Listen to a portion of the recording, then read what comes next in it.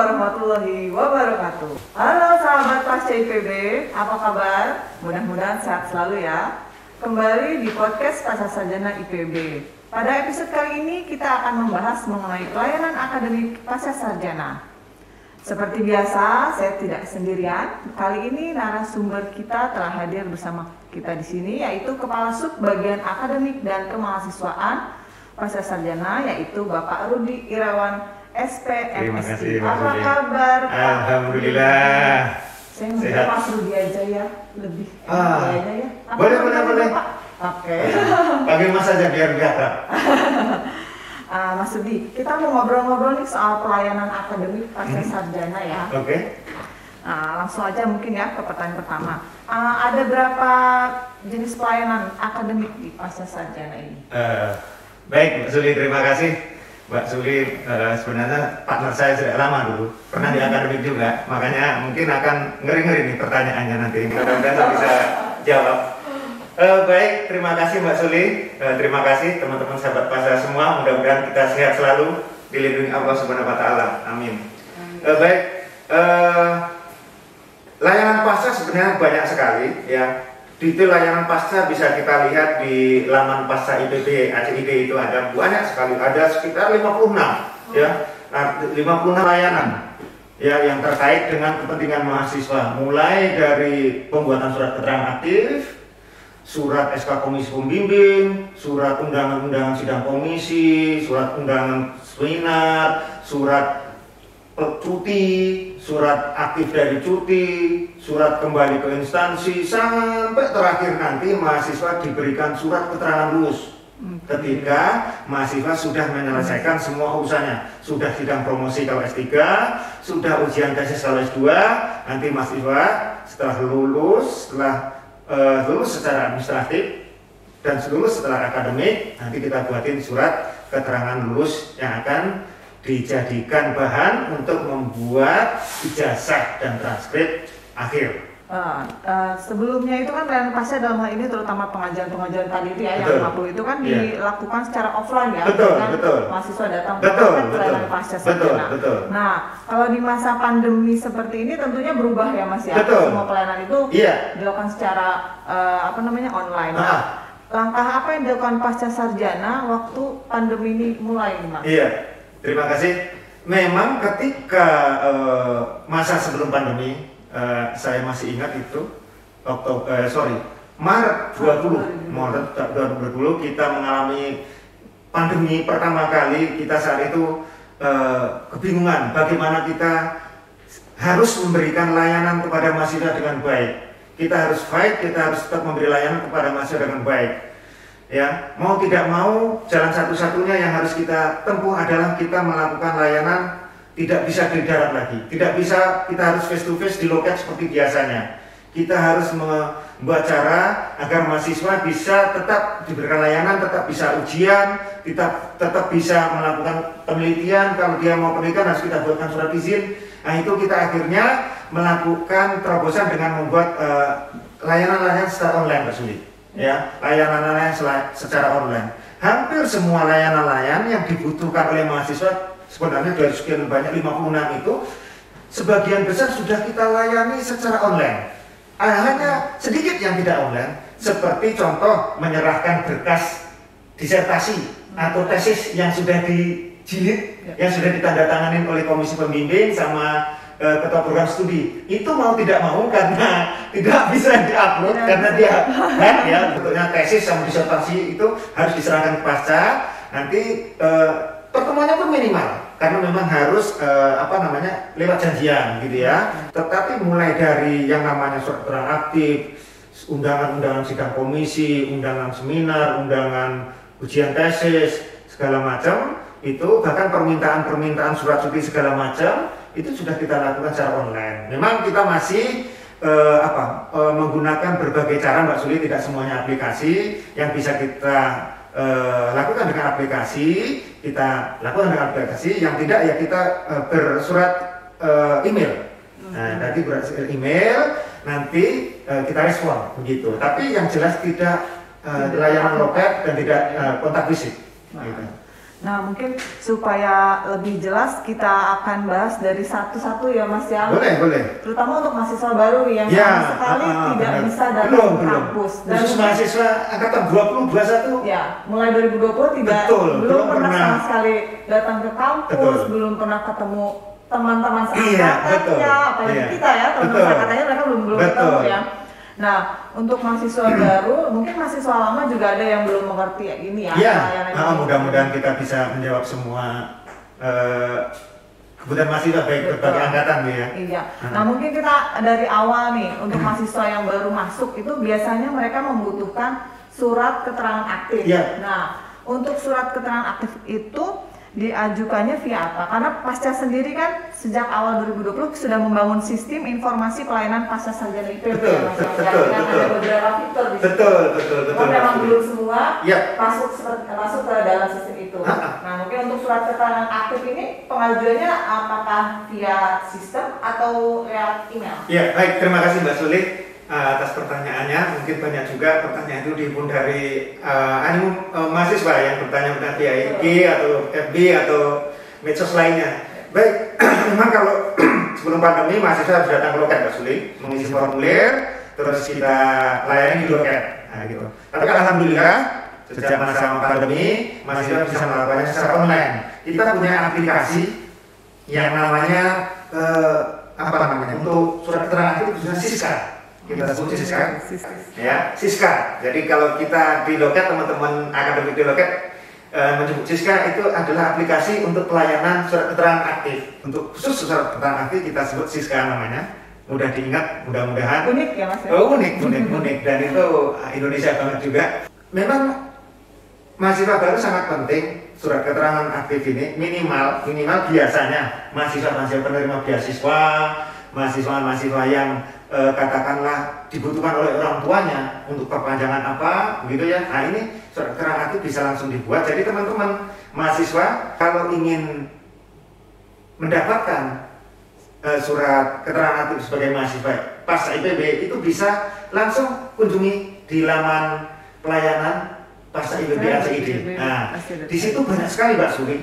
Tapi khusus untuk layanan surat keterangan aktif pilih yang Siska. Jangan yang lain-lain. Di situ masih ada SIAKA, ada e-book. Yang jelas kalau kita daftar seminar, daftar ujian tertutup, ya di situ ada semuanya. Mudah-mudahan komponen-komponen besar untuk layanan yang krusial, yang sangat banyak diminta oleh mahasiswa kita sudah bikinkan aplikasinya. Ya memang kita belum puas, belum sempurna. Aplikasi masih berkembang dan kita terus mendevelop, kita masih terus membangun dengan IT karena memang masukan-masukan dari mahasiswa tentang kesempurnaan aplikasi itu penting sekali.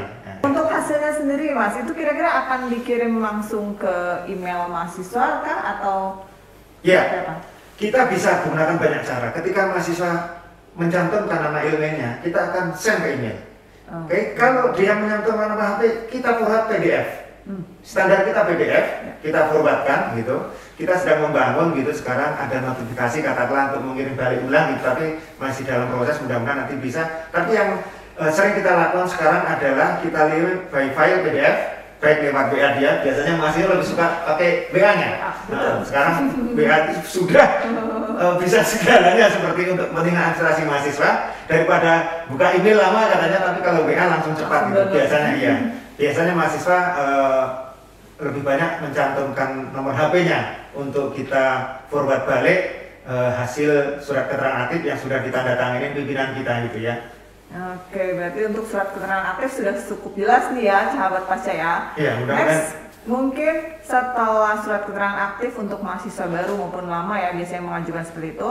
Nah, langkah tahap studi setelah perkuliahan biasanya mereka harus membuat SK Komisi Pembimbing sebagai awal dari tugas akhir mereka. Betul. Nah, untuk SK Komisi Pembimbing ini gimana Mas? Iya. Pengajuannya? Nah, ini betul. Surat Komisi Pembimbing istilah kita, surat keputusan Komisi Pembimbing. Setiap mahasiswa pasca jika ingin menyelesaikan studinya, penulisan dalam rangka penyelesaian tugas akhir pasti harus membuat namanya tesis ataupun disertasi, dan itu dibuat bersama-sama dengan dosen pembimbing. Penentuan komisi ya itu ada banyak variasi di berbagai PS, berbeda-beda caranya. Setiap mahasiswa pasti ketika mendaftar menggunakan sinopsis ya, pasti. Nah, kadang-kadang ada PS yang menggunakan sinopsis sebagai dasar penentuan plotting dosen pembimbing. Ada model yang memang mahasiswa ini sudah punya kenalan sendiri atau apa segala macam, sudah punya tahu, dia bisa memilih.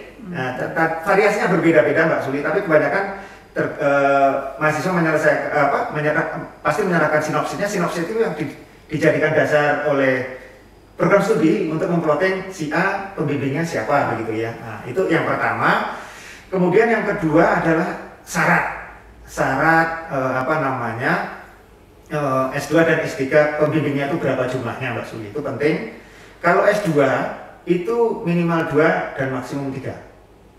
Ya, tidak boleh lebih, dan harus bergelar doktor untuk anggota. Nah, kecuali untuk ketua itu ada tambahan khusus. Ya, kalau untuk ketua saat ini harus meluluskan 2 dulu. Ya, dan berpangkat lektor ya, kalau tidak salah begitu. Nah, tapi kalau anggota yang penting sudah bergelar doktor. Nah, itu untuk S2 dan S3 sama syarat-syarat akademis pembimbingnya. Kemudian kalau S3 itu pembimbingnya minimal 3, maksimumnya 5. Nah, begitu. Ya, jadi memang berbeda antara tesis dengan disertasi. Nah, kemudian bagaimana sih cara mengajukannya segala macam ya? Ya, mohon maaf kalau yang surat komisi pembimbing ini kita masih layani by email. Nah, jadi setiap mahasiswa harus mendownload dulu formulir pengajuan komisi pembimbing yang ada di laman Pasca IPB-ACID tadi.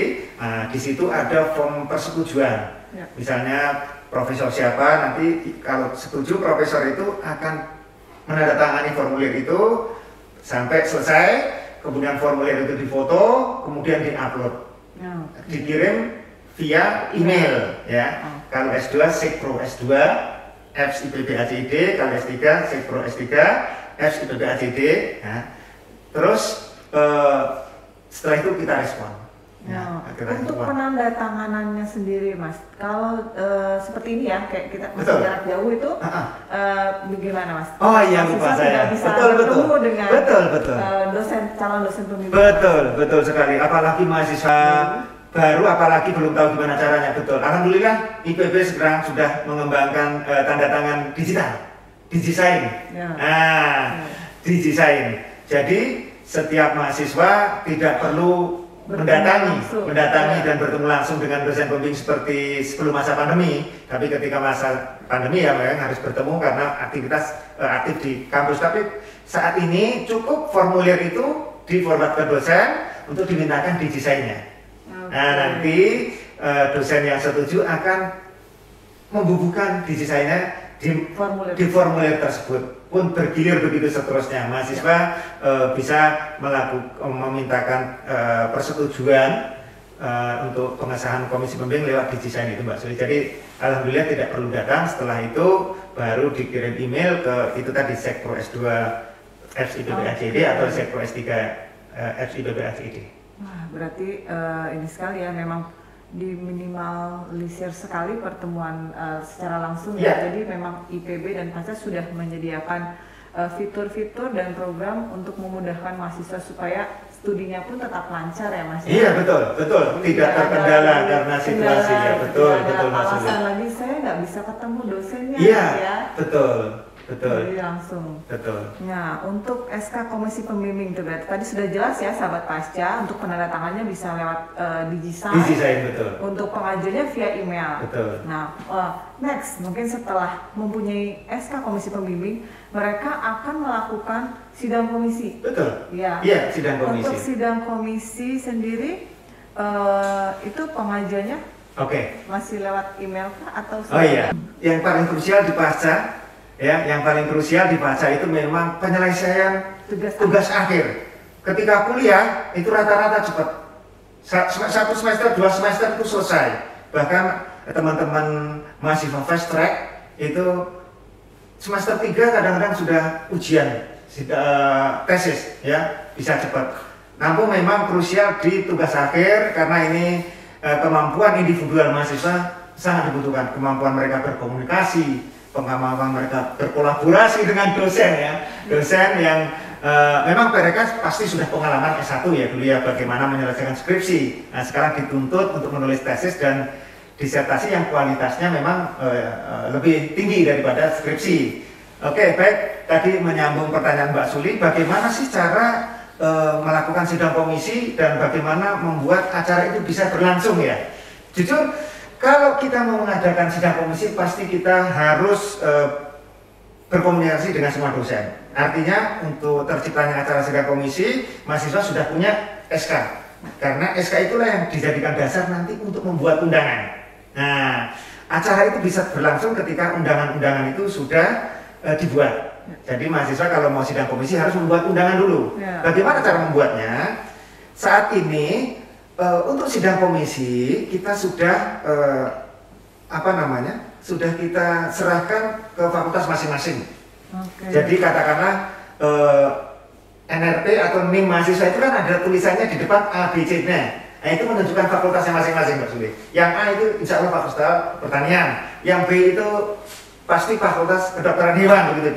Kemudian ada yang kepalanya P. Nah untuk yang P itu surat sidang komisinya, undangan sidang komisinya itu dibuat diajukan ke pasca. Namun teman-teman mahasiswa yang NRP-nya atau nomor induk mahasiswanya NIM-nya itu tidak P, itu diajukan ke fakultas atau program studi masing-masing. Dan sidang komisi itu penting, harus dilakukan karena mustahil mahasiswa membuat tesis atau disertasi tanpa diskusi dengan pembimbing. Nah, ruang diskusi untuk menyelesaikan tugas akhir itulah sidang komisi. Ya, yang kita fasilitasi selain diskusi informal yang dilakukan mahasiswa sama dosen sendiri. Nah, tapi yang formal yang kita catat sebagai kemajuan studi itu minimal S2 itu 3 kali. Kalau S3 itu 4 kali. Itu minimal ya. Sidang komisi boleh lebih Mbak Suli. Tidak terbatas silahkan. Tapi yang kita catat sebagai formalitas itu 3 kali dan 4 kali. Gitu. Oke, berarti untuk sidang komisi untuk mahasiswa di bawah dengan NRP A sampai G sampai H ya. I sampai I. Sampai I. Iya, IFEMA sekarang ya. Pengajuannya langsung ke fakultas masing-masing. Betul, Mbak Tapi Suli. untuk mahasiswa dengan program multidisiplin betul, itu yang NRP-nya P itu tadi ya. Masih ke pasca sarjana betul, melalui email. Betul. Email tadi itu yang sekru tadi bisa ya, betul. Okay. Seperti itu. Sudah jelas ya sahabat pasca, kita sudah sampai step kedua nih untuk penyelesaian tugas akhir. Nah, untuk selanjutnya biasanya setelah perkuliahan selesai, mahasiswa membutuhkan transkrip atau kartu hasil studi. Iya, betul. Nah, itu untuk mendapatkannya apa yang harus dilakukan mahasiswa? Oke, baik.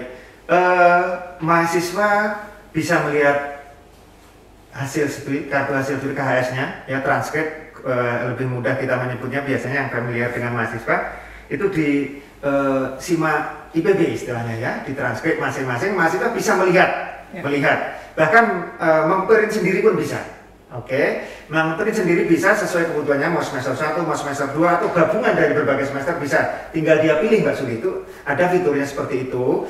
Tetapi kalau transkrip itu perlu bubuh tanda tangan pimpinan pasca, maka mahasiswa memang harus melakukannya via email. Tetap di sekro tadi, jadi nanti subjeknya transkrip nilai. Semester berapa yang diinginkan harus ditulis di situ. Tapi kalau hanya untuk sekedar melihat dan di print, tidak untuk dibubuhi tanda tangan, mahasiswa bebas. Silahkan, dia bisa memprint setiap saat bisa. Tapi kalau untuk dibubuhi tanda tangan dan harus ada logo IPB-nya, itu harus minta ke pasca secara resmi. Via email ya? Ya, via email, betul. Biasanya kan untuk perpanjangan beasiswa atau apa begitu ya, banyak. Betul laporan kemajuan studi ke instansi. Ya. Berarti lewat email. Untuk transkrip kita masih lewat email ya Mas? Iya, betul. Tapi mahasiswa bisa melihat sendiri di dalam simak ya, kalau dia pengen tahu berapa ini IPK-nya gitu kan. Bisa memonitor perkembangan studinya. Oke, kalau gitu. Nah, terus untuk selanjutnya setelah sidang komisi, mungkin mahasiswa akan melakukan kolokium di program studi masing-masing gitu ya. Iya. Terus untuk setelah kolokium mereka akan mengajukan proposal. Betul. Nah, proposal ini pengajuannya seperti apa nih? Ya, baik. Jadi mahasiswa setelah mendapat SK komisi langsung harus berkomunikasi dengan dosen, menyampaikan tentang tema atau topik penelitiannya, itu penting sekali. Nah, itu bisa dipresentasikan saat sidang komisi. Ya, sidang komisi pertama biasanya perkenalan dan ya menyampaikan apa yang ingin ditulis oleh mahasiswa. Kemudian hasil tulisannya itulah dibuat rancangan penelitian, proposal itu tadi namanya. Nah, proposal ini sebenarnya rencana penelitian mahasiswa, baik proposal tesis maupun proposal disertasi. Itu satu mata kuliah. Ya, satu mata kuliah dan ada harga huruf mutunya itu Mbak Suli, masuk di dalam transkrip. Jadi mahasiswa nanti kalau KRS-an jangan lupa memasukkan kolokium dan proposal. Nah, itu kolokium itu sebenarnya acara seminar rencana penelitian. Nah, seminar rencana penelitian itu di mata kuliah kolokium itu ya. Nah, setelah kolokium mahasiswa pasti harus mewujudkan hasil tulisannya itu dalam sebuah bentuk yang konkret, manuskrip ya gitu ya. Itu namanya proposal tesis atau proposal disertasi.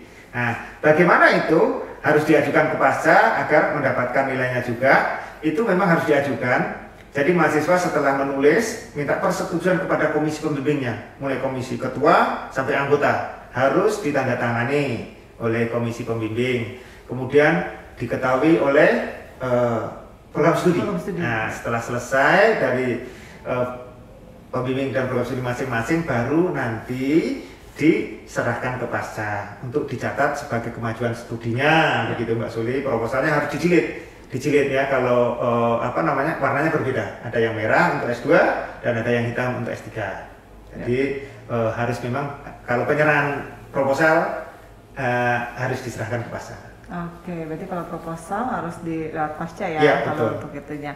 Nah, mungkin untuk part ini kita sudahi dulu nih Mas ya. Sudah cukup sekali, sudah mulai tugas akhir ya. Betul. Nah, demikian ngobrol-ngobrol kita kali ini sahabat Pasca mengenai pelayanan akademik pasca sarjana. Belum tuntas semua ya, nanti kita akan lanjut di part 2 ya Mas Rudi ya. Oke.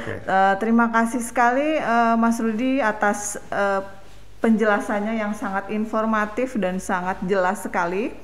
Mudah-mudahan sahabat Pasca terbantu ya, terutama yang sedang online di rumah yang tidak pernah ke kampus. Alhamdulillah. Iya, alhamdulillah. Mohon maaf nih Mas Rudi bila ada salah-salah kata.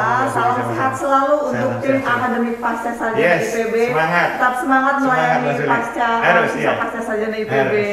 Nah, sampai jumpa di podcast pasca selanjutnya. Seperti biasa nih Mas Rudi, saya biasanya nutup podcast ini pakai pantun. Ada pantun ini? Iya, pantun. Gimana itu pantunnya tuh? Oke.